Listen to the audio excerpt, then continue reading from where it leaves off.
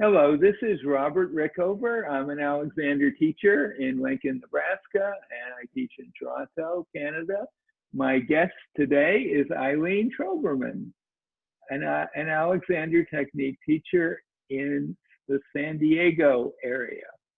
And we're recording a series of conversations, lessons really, because she's teaching me about how I can best adapt to the fact that I've had fairly recently neck surgery that created a fusion of my vertebrae between C3 and T2.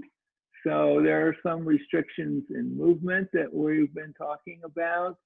And we're going to talk today about some previous longer session where we discussed gestures. That's a good way to put it. How to gesture with ease. Yes, and one particular thing that we talked about with that The shrug. was the shrug. The shrug. And there's different ways to do the shrug, but there's one way that a lot of people do the shrug. I'll illustrate that one, if you don't mind. Okay. There. Right. Oh, yes. And it doesn't feel good now that I've been playing with it a little bit. And what Eileen's been showing me is some ways to do that and similar gestures in a way that doesn't create a whole lot of extra tension, basically, and pulling on the neck. Yeah, there's a funny thing about doing the shrug that way. And it ends up being a very isolated thing that just tightens up what seems like it's a move of your shoulders, but it tightens up some muscles that attach to your upper spine, in fact, to the top vertebra and the next three down, and puts a tremendous amount of pressure on there that we don't feel. So in doing the shrug, there's a way to do it where you're still moving your shoulders. You can still move your shoulders around, but it's more your whole body goes a little with it. So even here, I'm moving my shoulders, but I'm not, oh, I don't want to do the other one even like this tight. See how it tightens up and in? Yeah. Right. So I'm just going to show you, I'm going to go over really quickly with a little bit of information about it, because I think it's really good for everyone. Because many people. It's especially good for someone that has a neck issue. This had fusion. Spinal fusion, because as we've pointed out before, that does put a little extra burden on the places where the fusion meets the non-fused parts, right?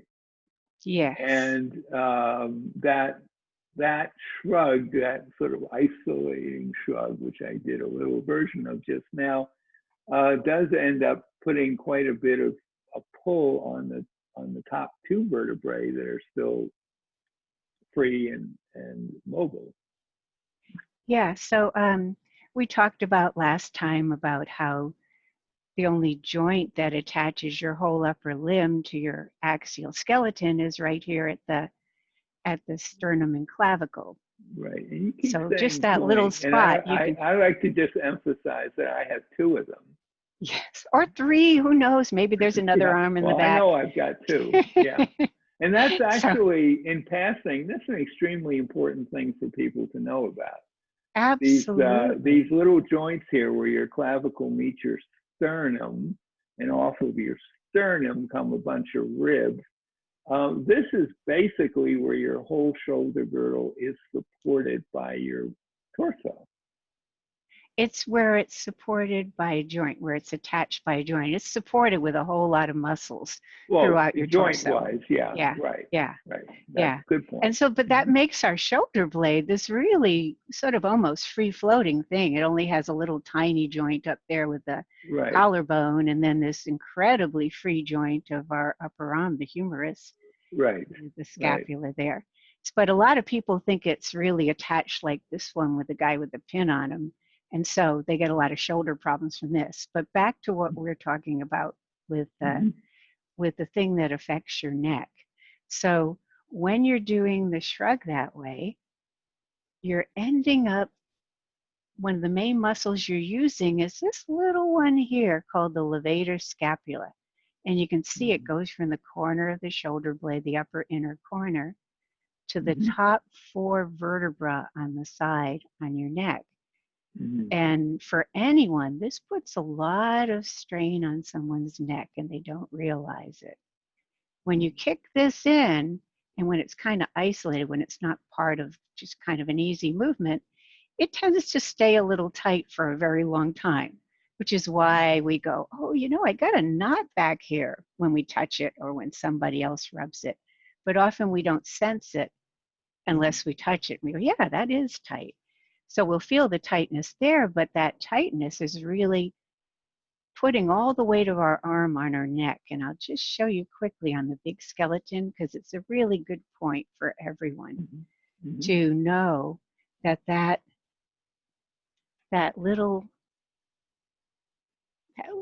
tiny muscle, this one, the levator, it's actually right underneath the trapezius, the surface muscle on the back, that attaches the ridge of your shoulder blade to your head and then down your spine to the end of your rib cage. This little one's underneath there. And here, if I pick up, I'm going to get the camera tilted. Yeah, that's good. If I pick up this shoulder blade here, right by that upper corner, I wish you could feel how heavy this is. I'm letting it float on his back like a shoulder blade does. And it is so hard to hold up here on this corner. That is because such a heavy arm. Because you're pulling it from a very disadvantageous location. Yes, this fulcrum is really mechanically not a great place to lift your arm from. It's possibly the worst place. And so, but if I pick this guy's arm up from here, this is pretty light arm. It's nothing. I'm still picking this up. But picking it up from here, the weight, I'm sure you could figure out the increase in it, but it's tremendous. And that weight all goes to these upper few vertebrae here of your neck. So if I take this little ribbon and I pretend it's attaching to this upper vertebra, the top vertebra, which you can always recognize by the little wing sticking out here. So it's going to be attached to this little wing, but I'm going to loop it here. So I'm just going to loop it there as if it's attached here, and then it's attached to the side of the next 3 down. And on you, because you've got the fusion starting at the 3rd one, these upper 2 are so important to keep free. And if you have all that weight pulling on that, so when you do the shrug, that kind of kicks this in. There's nothing wrong with your scapula lifting if you're like reaching up for something. It's a useful muscle. But we tighten it not just in the shrug, but we even tighten it when we're anxious, and so it brings even more anxiety to our system because it doesn't really let go so easily. And we just don't even feel we've got it tight unless we touch it. But if I'm tightening that weight that from this bad fulcrum, that weight is actually all up here, and particularly that nice top vertebra on the side. That's going to really pull that with this. And so we talked about, instead of doing that isolated thing here, where all these other muscles are still like holding this down. I do this. Yeah, and you can actually shrug. You can do a whole body shrug. You can move your shoulders. It's just that you can see by my shirt moving. There's more moving with that. So I'm still moving it, but they're not tightening in so much. There's a whole bunch of other muscles that are doing it. Yes, yeah. It coordinates through your whole trunk. The idea that everything just coordinates together, so it's not something that's isolated and pulled, and particularly in this case, that causes a lot of problems afterwards. So it's just something to notice. The shrug is part of our communication, Right. but there's different ways of doing it. And so a lot of people do it the way you had been doing it. But for now, because, well, for a lot of people, it does give them problems also. But for you particularly, it's really important to make that change. And you looks like you've made a good change in it since we spoke.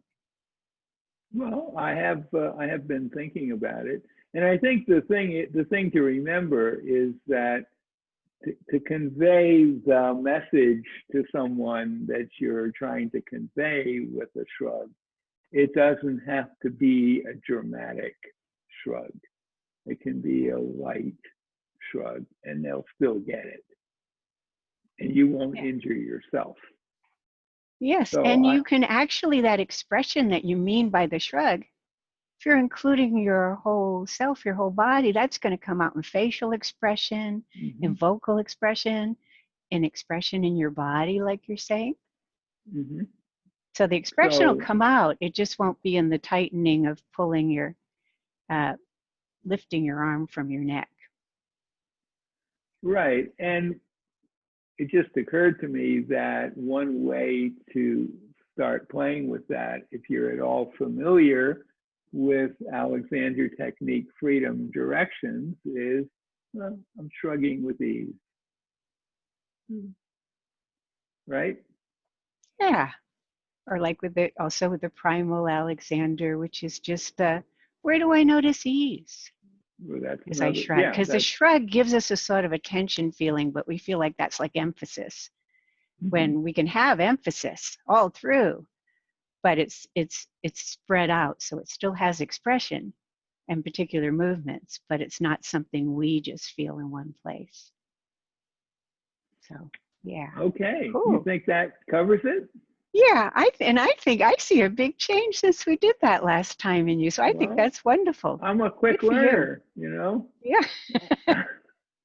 All right, so we'll end this recording. Thank you, Eileen. Great.